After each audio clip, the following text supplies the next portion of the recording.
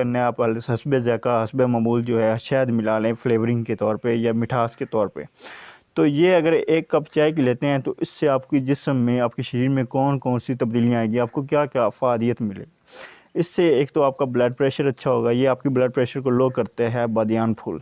दूसरे नंबर पे आपकी ब्लड शुगर लेवल को मैनेज करता है, अच्छा करता है। जिस तरह हम अभी बात कर रहे थे कि आपकी डाइजेस्टिव प्रॉब्लम्स को क्योर करता है, ये तमाम अमराज जो बताए थे, ब्लोटिंग है, गैस है, आपकी जो पेन, एब्डोमिनल पेन है, पेट में दर्द उठता है, तो उन तमाम अमराज को भी ये क्योर करता है।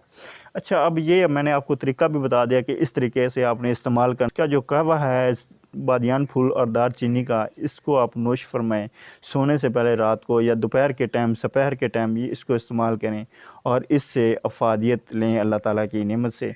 और लेकिन एक चीज़ जो ज़रूर मैं बताना चाहूँगा कि अगर आप इसकी ज़्यादा मिक़दार लेंगे, मैंने 1 कप चाय के लिए, 1 कप कहवे के लिए 1 बादियान फूल बताया है, लेकिन